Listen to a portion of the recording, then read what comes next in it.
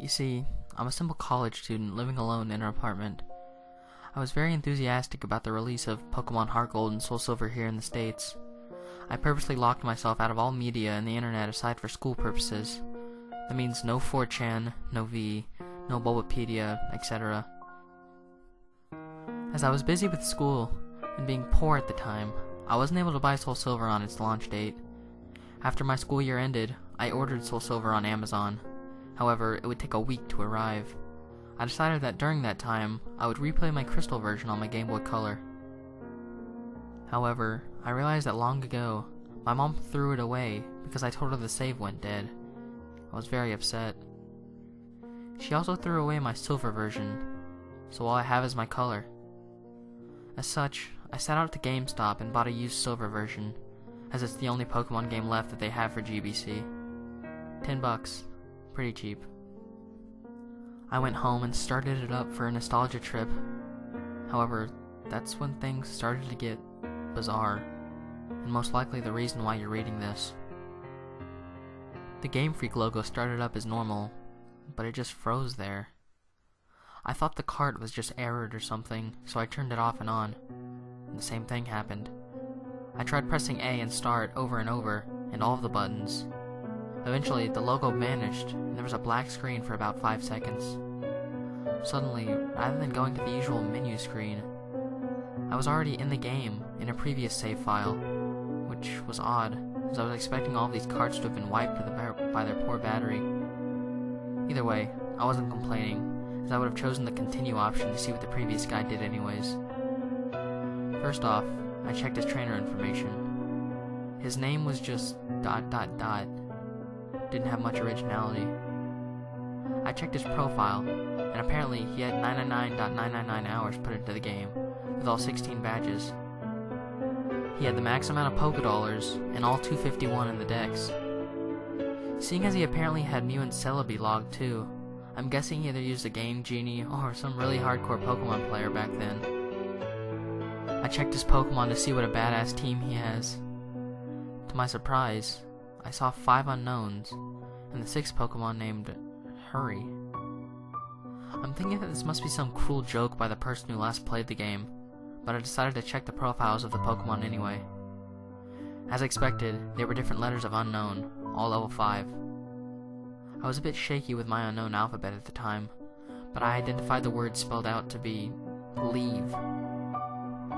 As for the 6th Pokemon, it turned out to be a Cyndaquil.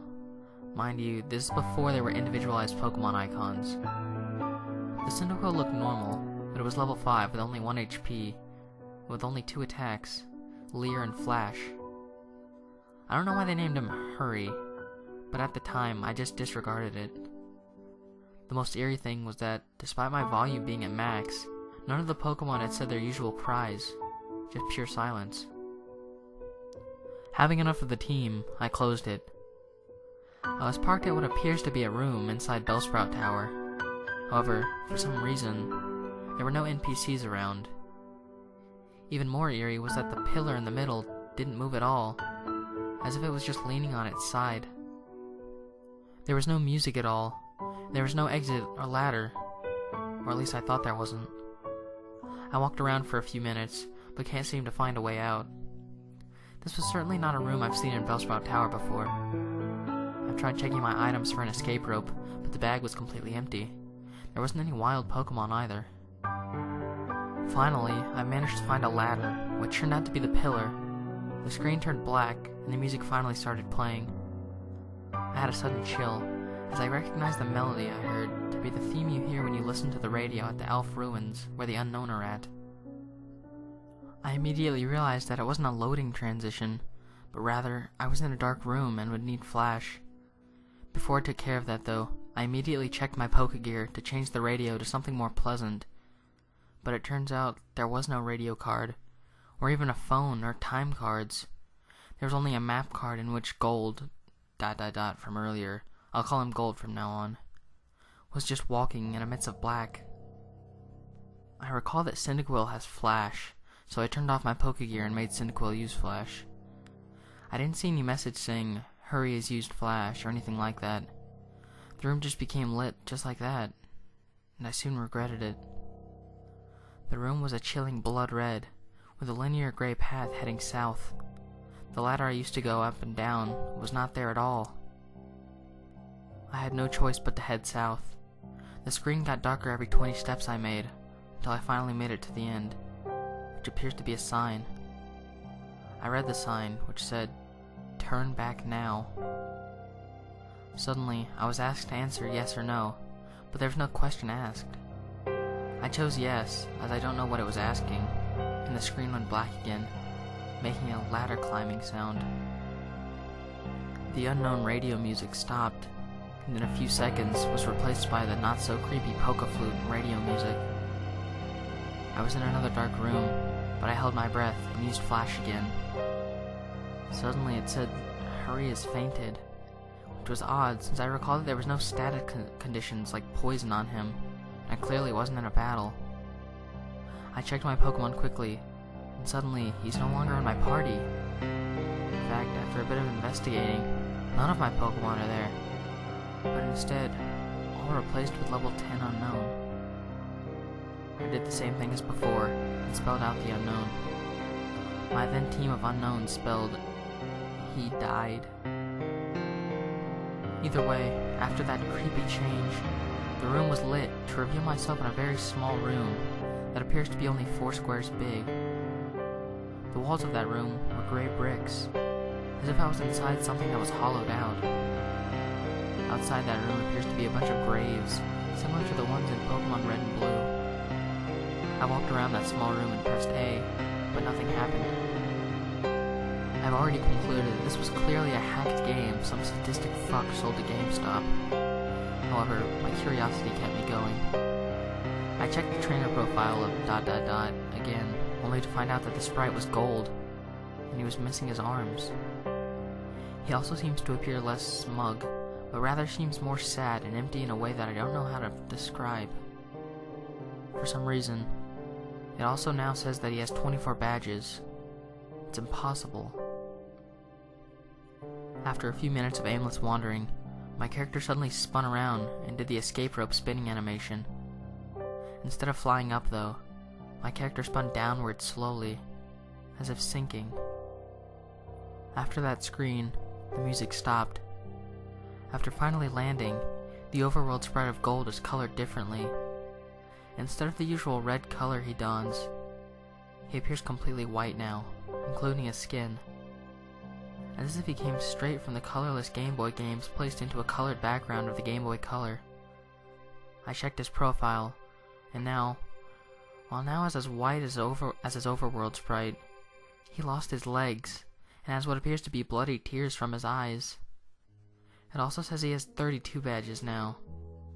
It's starting to disturb me, as if the change of numbers seems to represent something important. I also checked my Pokemon, which this time contains 5 unknown, and a level 100 Celebi without a nickname. The unknown are at this time level 15, and spelled out, "dying." I checked the Celebi's profile. It was a shiny Celebi, except there was only half of a sprite. 1 leg, 1 arm, and 1 eye. Only has 1 attack. Perish Song. The area I was in itself was the Sprout Tower, with the immobile pillar as before, except everything is apparently red now. I walked north for what felt like forever. Eventually, I encountered some generic men and women NPCs. They were all lined up to the side, just facing the long slantish pillar in the middle. They were also white, and nothing happens when I try to speak to them. I kept on going north, until eventually the pillar finally appears chopped off, with a transparent red in that spot. I went up to red, and without even pressing A, I was suddenly engaged, and finally in a battle. The music starts again, which it sounds like the unknown radio music again, but played backwards. Gold's battle back sprite matches his front one, with the bloody eyes, white skin, and lack of arms, while Red sprite was the same as before in Gold Silver Crystal, except transparent. The text simply said, "wants to battle," as if he has no name, and both of us only have one Pokemon each, which is weird, as I swore I had 6 with the unknowns. My shiny Celebi came out, conveniently with half a sprite for the back sprite also. The shiny noise and animation was different, as the sounds it made sound like multiple screech attacks used consecutively. Red sent out a seemingly normal male Pikachu, except he's level 255, and his sprite seems sad, and he has tears in his eyes. Rather than the usual fight, item, Pokemon run menu, I was only given the option to use the attacks. Since Celebi only has one, I chose it. Naturally, since Pikachu is level 255, he went first. Pikachu used Curse, lowering his speed and increasing his other stats. I'm not even sure if Pikachu could use Curse. Celebi used Perish Song. In 3 turns, both Pokemon get knocked out. Not like I have a choice. At this point, I didn't even go back to the fight menu, as the battle just continued without me. Also note that there were no animations at all for some reason. Pikachu used Flail, which didn't do much damage, despite his level and boost as his health was maxed. Celebi used Perish Song. Nothing happens, as it was already used. Pikachu used Frustration, which did a shit ton of damage, knocking Celebi down to less than 10 HP. Celebi used Pain Split, which surprised me, as Celebi didn't even have that attack in the first place. Now Celebi and Pikachu have about 150 HP. Pikachu used Mean Look. Not like that did anything. As expected, due to the effects of Perish Song, my Celebi fainted. Except in the text, it said, "Celebi has died," and instead of the ordinary drop off the screen animation, the Celebi back sprite just vanished. For some reason, the Pikachu was still up, even with Perish Song, and it didn't count as my loss. Pikachu used one more different attack beyond the 5 attack limit. Pikachu used Destiny Bond. Afterwards, it said Pikachu has died, with a slow fade out animation. Apparently, I was the winner, as the transparent red sprite showed up and said nothing at all. At this point, I freaked out, as the transparent red sprite was suddenly beheaded, leaving nothing but his transparent body. The battle then ended at that point, and faded out along with the music. I'm back in the overworld, with another change to Gold Sprite. He's now as transparent as Red's overworld sprite. I quickly checked Gold's profile, where this time, the only thing remains of him is his head, with a transparent skin. The head was zoomed in a bit, showing a black void in his eyes. It now stated that he has 40 badges. I then backed out and checked my Pokemon. They were all level 20 shiny unknown, which then spelled out in red, "No more."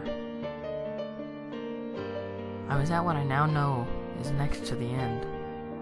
There was apparently no music playing, but for some reason, I still felt like something was there that could be heard. I was back in my room in Newbark Town. Maybe finally I get to play this game properly.